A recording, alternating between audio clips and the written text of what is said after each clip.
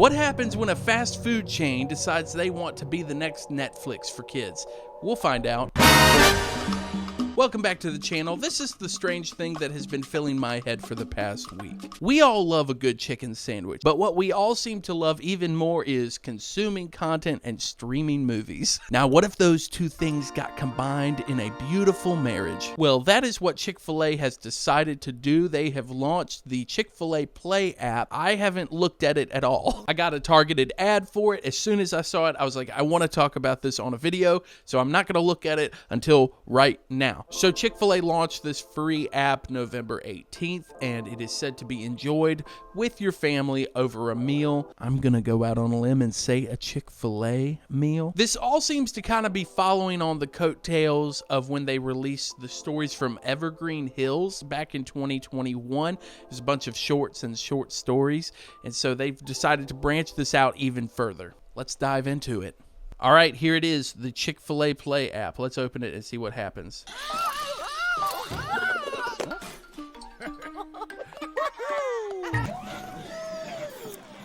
This is very Wallace and Gromit, you know, kind of like those British claymations. Okay, so we've got play, watch, create, read, listen, or browse all.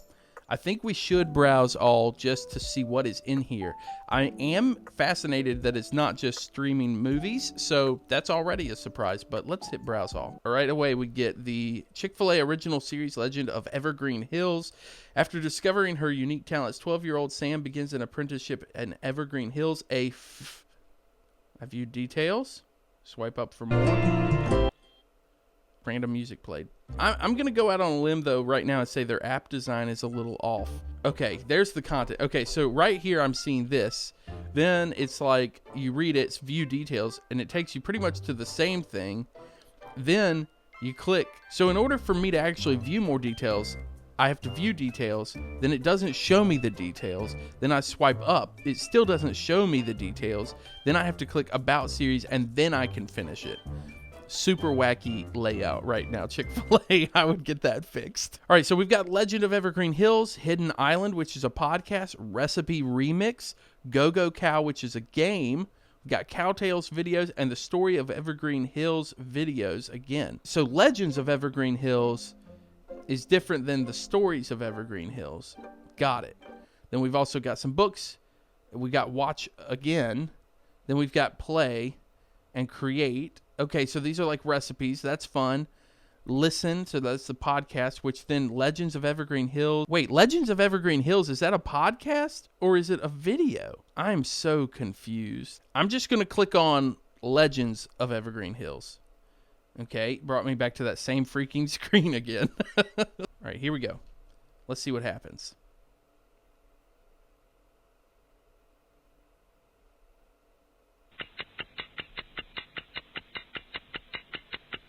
Okay. Oh, weird. Okay. First time I saw Spark, I thought it was a trick of the light. The way sunlight catches dust in the air. But it's no trick. It's what happens when someone is kind, or who knows about a world next to ours where Spark is used to help people. A world called Evergreen Hills. So she went in a clock and now she's in Evergreen Hills, which is where the spark comes from. Morning, timekeeper.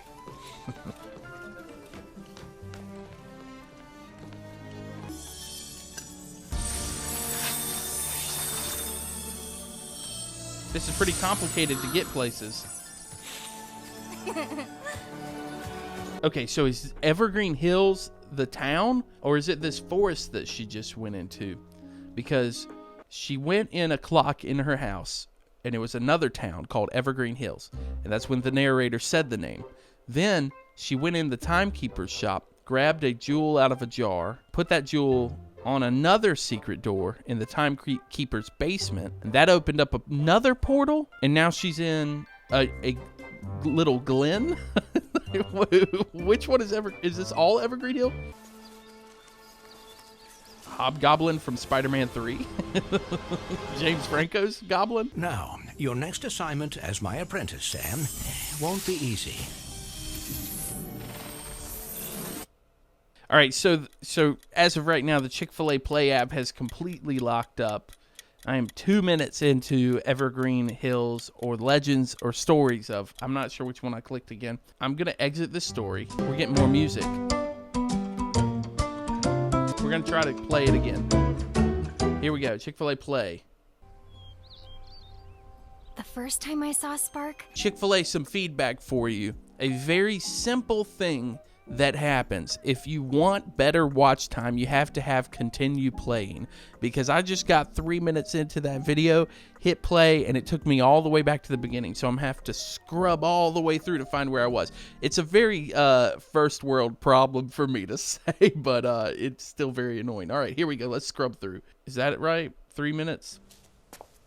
Nope, it's not right. So that, nope, still wrong. So she's back here with Steven Spielberg lookalike again. The animation on this show looks great. Compared to anything I was watching when I was a kid that was even attempting 3D animation, this is definitely better. It does look a little Cocomelon in design, though. Don't ask me why I know about Cocomelon. the timekeeper says spark particles come from acts of human kindness. He's right. And every plant here benefits, though none more than the spark tree. And so she's back in the forest where I'm assuming we're going to run into James Franco's Goblin again.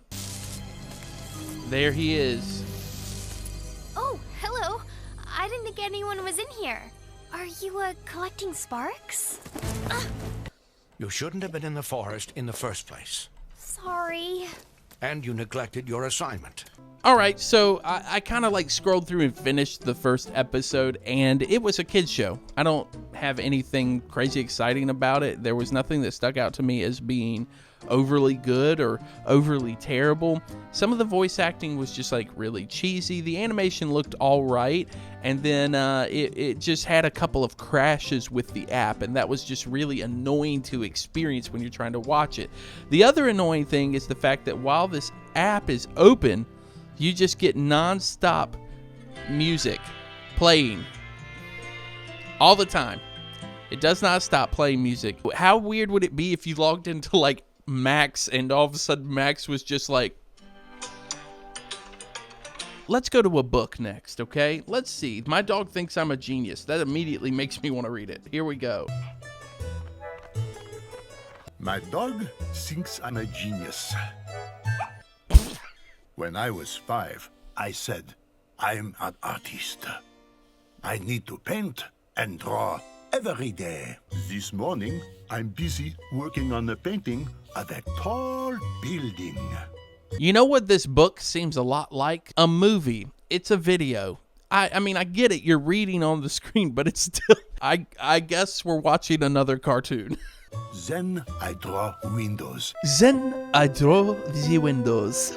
And the door with a handle. My dog is a genius. So it ends up that the dog is a genius. The dog is deciding to paint as well. Watching experience once again. So as this Chick-fil-A theme music continues to play, you know what I think every parent thinks needs to happen around the dinner table? More screen time, more videos, more content. None of them are saying that. In fact, now that I have a daughter, I'm trying to spend less time on my phone. It just feels counterproductive, and it also feels really out of pocket for it being like from a fast food chain. As this song continues to play, I'm going to look at some of the games. Let's look at some conversation starters. If you don't play this with me, it means you don't think we're family on this channel. Tell me about a time that you surprised somebody with a kind gesture. I remember this time several years ago when Kristen and I decided to get married, and that was my kind gesture to her. You're welcome, wife. I'm your husband now. If you could have a dance-off with any historical figure, who would it be? FDR, the president. I would win. What song always makes you want to get up and dance? The Chick-fil-A Play App theme song. I am noticing that it takes a lot to really swipe to the next thing. Like if I do this, it kind of like boings around. Which of these? Ride a roller coaster to outer space or a roller coaster to the center of the earth? Both of those things would kill me, Chick-fil-A. Is it because I'm reviewing your app? All right, so we also have some recipes. I'm going to just take a look at one of them, strawberry shake cake. All right, Step 1, I need ingredients. Oh, I need 1 Chick-fil-A strawberry milkshake. How convenient is that? Do all of these need a Chick-fil-A recipe, like meal thing or something? 1 head of romaine less. I need 8 Chick-fil-A grilled nuggets for this and a Chick-fil-A spicy. Oh, come on now, Chick-fil-A. How about the barbecue chicken quinoa? 1 cup Chick-fil-A grilled chicken nuggets. Oh, Chick-fil-A. Chick-fil-A, you're better than that. Here's some recipes. By the way, you have to go get some cooked stuff from Chick-fil-A. So basically all of those recipes, you need something from the Chick-fil-A restaurant, which I guess is just marketing, but it still feels like weird. I don't know, like you're directing an app to kids and then being like, Mom and Dad, can we please make the strawberry shake cake?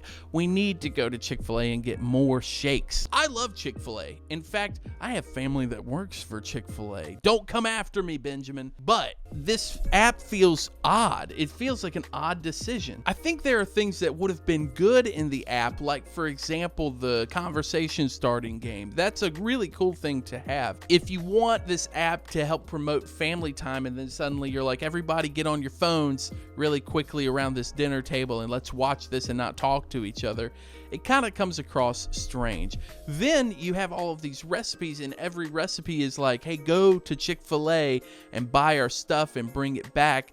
Then it kind of just seems like grabby. I don't know. I mean, I love Chick-fil-A. I think that they're well-intentioned, but the app is busted in some parts. The layout is a little bit weird, and some of the content, I just don't get it. It could be that I'm not a 10-year-old child and that I'm a 30-year-old man on YouTube, but who's to say?